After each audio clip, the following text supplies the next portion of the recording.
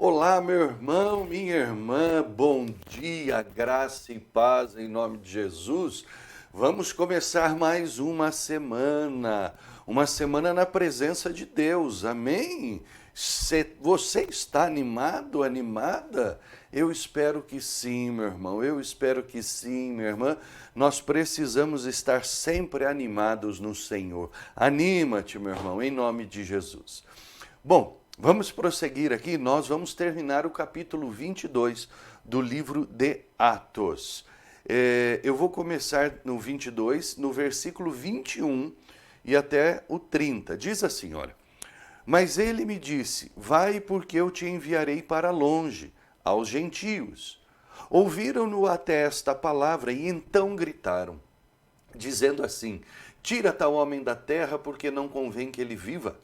Ora, estando eles gritando, arrojando de si as suas capas, atirando poeira para os ares, ordenou o comandante que Paulo fosse recolhido à fortaleza e que, sob açoite, fosse interrogado para saber por que motivo assim clamavam contra ele.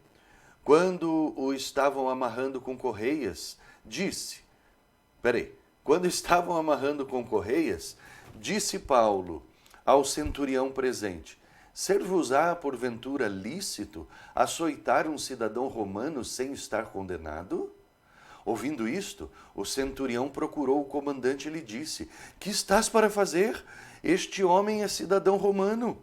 Vindo o comandante, perguntou a Paulo, dize-me, és tu romano? Ele disse, sou. Respondeu-lhe o comandante, a mim me custou grande soma de dinheiro este título de cidadão. Disse Paulo, pois eu o tenho por direito de nascimento. Imediatamente se afastaram os que estavam para o inquirir com açoites. O próprio comandante sentiu-se receoso quando soube que Paulo era romano, porque o mandara amarrar. No dia seguinte, querendo certificar-se dos motivos por que vinha ele sendo acusado pelos judeus, soltou-o e ordenou que se reunissem os principais sacerdotes e todo o sinédrio, e mandando trazer Paulo, apresentou-o perante eles. Eita! Eita! O negócio azedou para o lado de Cláudio Lísias. É assim, viu? Abuso de autoridade. Aqui a gente viu abuso de autoridade. Aqui nós vimos interrogatório sob tortura e intolerância religiosa. Olha só, então vamos começar. Aqui Paulo está apresentando a sua defesa perante os judeus, né? Falando em língua hebraica, todo mundo calado, com aquela reverência à palavra, à língua hebraica que estava sendo falada, né?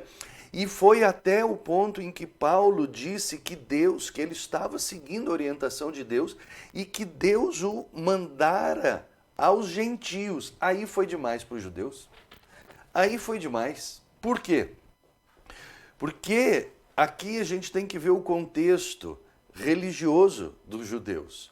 Os judeus, eles sempre foram muito prepotentes religiosamente, arrolando para si um status de povo escolhido, povo único escolhido, aquela coisa assim.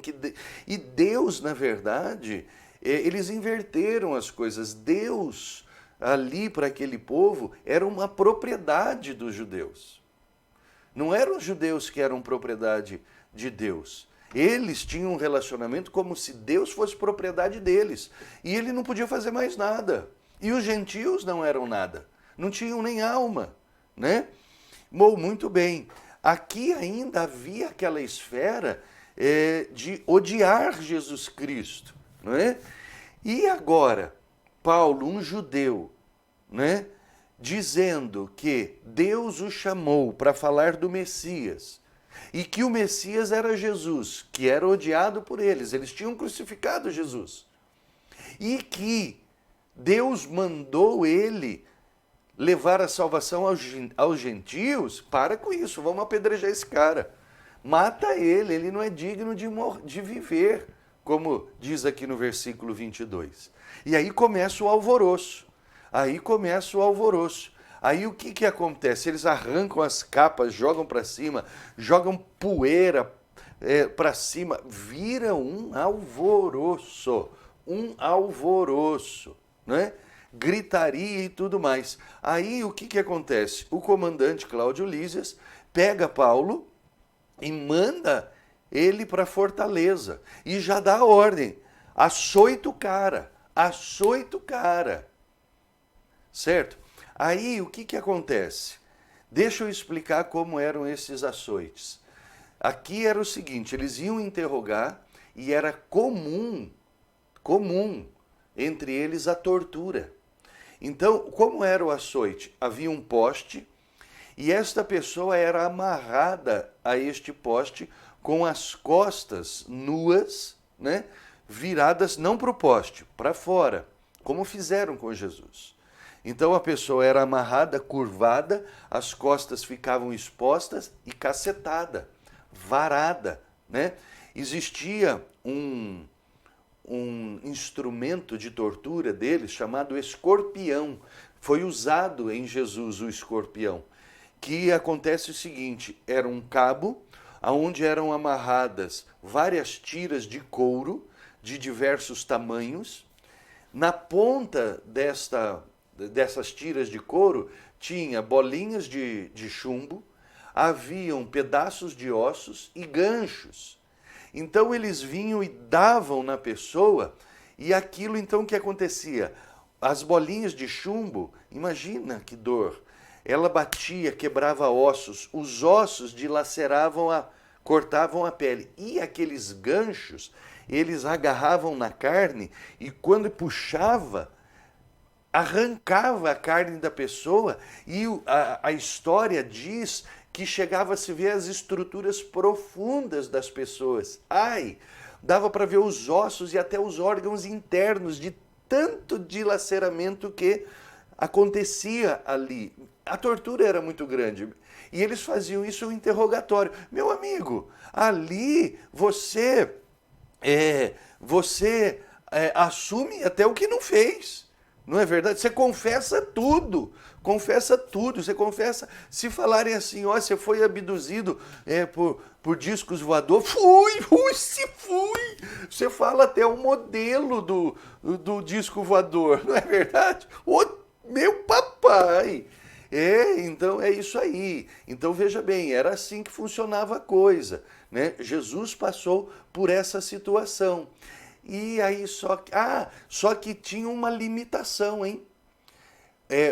Os romanos, eles podiam bater no máximo 40 vezes, dar 40 chibatadas na pessoa, 40 golpes de escorpião ou 40 golpes de vara. Então é por isso que diz: recebi uma sessão de açoites de 40 menos 1. Por quê? Porque eles nunca batiam 40 vezes. Eles batiam 39. Por quê? Pela lei romana, se eles ultrapassassem 40, eles teriam que quem bateu teria que sofrer os açoites. Então eles batiam 39 vezes. Dali a pouco eles vinham em mais 39, entendeu? Era assim que funcionava. Só que tem um porém.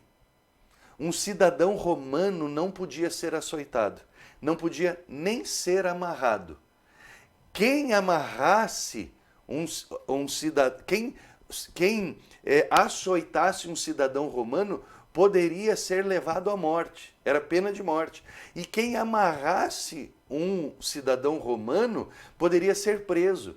E é por isso que o comandante aqui, Cláudio Lísias, ele fica desesperado. Quando Paulo fala assim: opa, o que vocês vão fazer? Eu sou cidadão romano. O centurião, ele, ai, porque ia sobrar para todo mundo. Ia sobrar para todo mundo. E aí, então, o que o centurião fez? Ele corre e fala com o comandante: você tá louco? O cara é romano. Ele é cidadão romano. O Cláudio Lísias, nesse momento, acho que arrancou os cabelos, meu pai. Né? E corre lá e fala assim: como assim ser cidadão romano? Porque também tem uma outra coisa. Falar que era cidadão romano falsamente, isso também dava condenação à morte. Porque muitas pessoas podiam falar assim: você não pode me bater, eu sou cidadão romano, e não era. Ele ia ter que provar que era, entendeu?